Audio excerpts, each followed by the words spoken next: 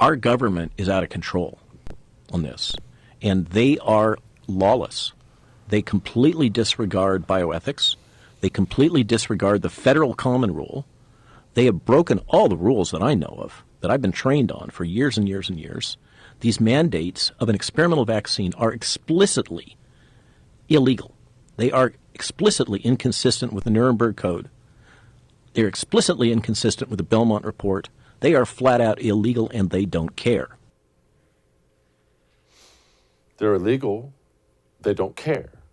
You can't force someone to do this. You can't force someone to do. You can't force someone to do any of these things. But they don't care. And let me pause real quick before I go into the rest of this. And there's a lot here, and I mean a lot here to unpack. Before I go into the rest of this, I want you to understand something.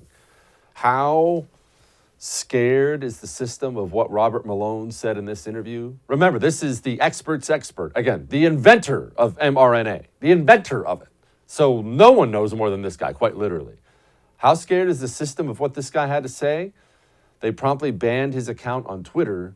And Joe Rogan, who, as you can imagine, he has a huge show, has a gigantic following on YouTube, they took this entire episode and cut it off.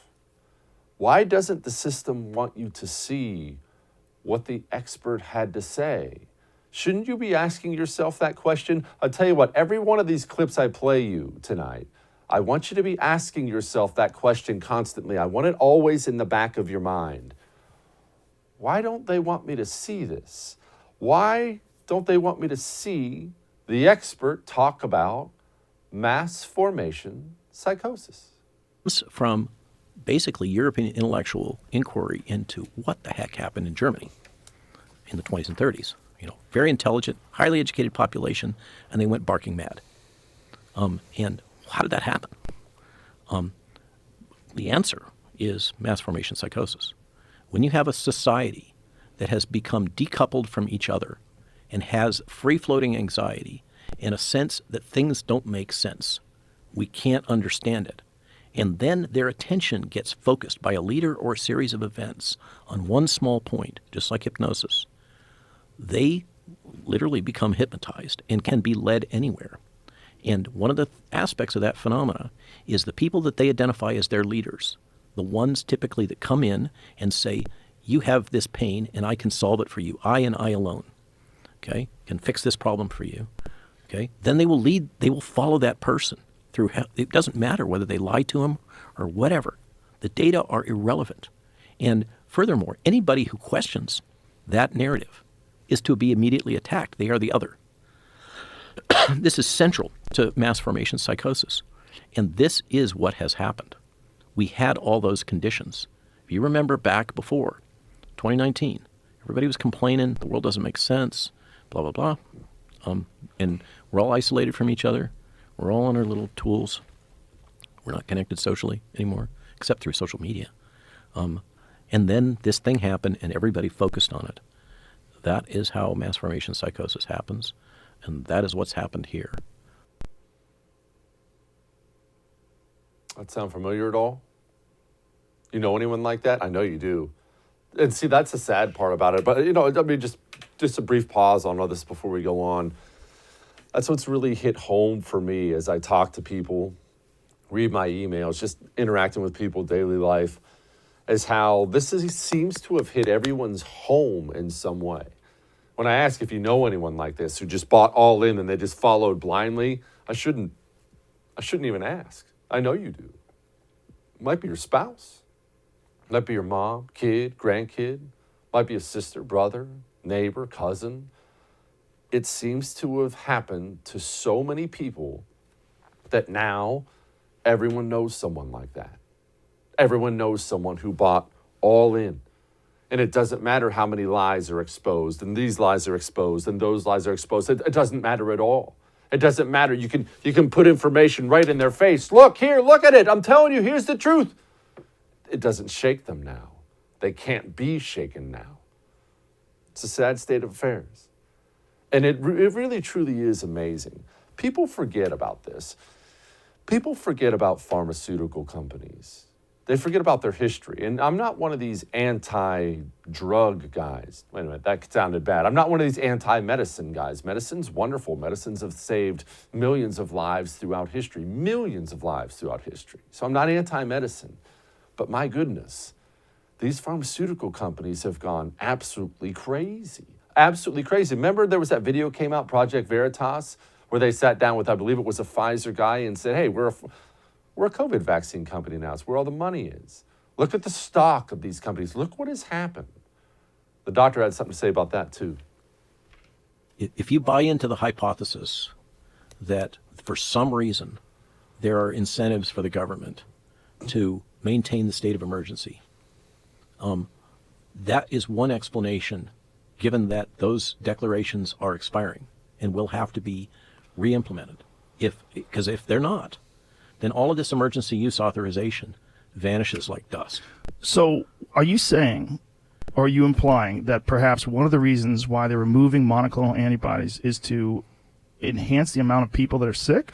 I'm saying it is in the spectrum of the range of possible, just the same as the withholding of early treatments is inexplicable. And this is inexplicable in that we know that they're very effective.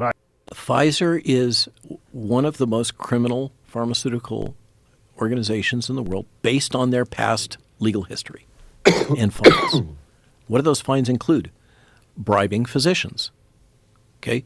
It is a cost-benefit analysis in the pharmaceutical industry about misbehavior.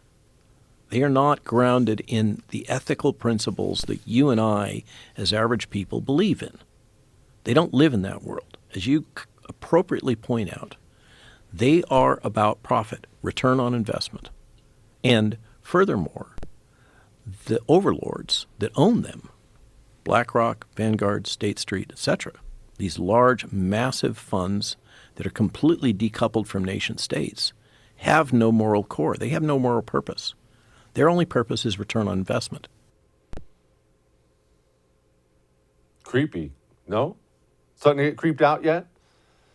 Well, let me creep you out some more, because I think a lot of people have forgotten about this. You probably haven't, but a lot of people have, and it's important that you remind friends, family, neighbors, whenever you can do it in an appropriate way. Do you remember right after coronavirus hit and the 15 days to slow the spread and all that other stuff? Do you remember there were doctors and nurses and scientists who started to come out right out of the gates, very, very early? It wasn't like it took months. Very early, they started to come out, and they were bringing up alternate forms of treatment, ways to treat coronavirus. And I'm not endorsing any of these because I'm not a doctor or a scientist. I couldn't tell you anything about them, but I remember hydroxychloroquine. It was one of the big ones, right? Ivermectin, another one of the big ones. Early on, we had seasoned medical professionals who said, hey, hold on. I've treated patients, again, not secondhand stuff. I've treated patients with this, and it got better. They got better. I've treated patients with this, and they got better. And I remember this, and this is why I remember it. I remember how quickly the system viciously attacked these people, immediately deleting videos off of YouTube, censoring Twitter accounts. We had governors outright saying, do not prescribe this. Oh, don't prescribe that. And let's pause for a moment and think about what that means. Let's really take in what that means. People were dying. Coronavirus is real. We can argue all day long how real, how many people have died from it, so on and so forth. That's fine. We can have these arguments all day long. Those are legitimate arguments, but coronavirus is real, deadly, certainly deadly to old people, definitely to fat people. It's deadly. And the system watched people die with potential treatments available. And instead of saying, okay, well, let's figure out, this doctor's saying he's treating people with it, let's dig in and let's find out. I mean, if that's a potential treatment, let's do it. Instead, it was, no, shut him up, silence him, no treatments, silence him. Do you understand what that means? Listen to what Dr. Malone here says, and then let's talk about what that means. Hey, thanks so much for watching The First on YouTube. If you liked what you saw, go ahead and like and subscribe. You heard me, like it, subscribe. You'll get a lot more of it and a lot more of me.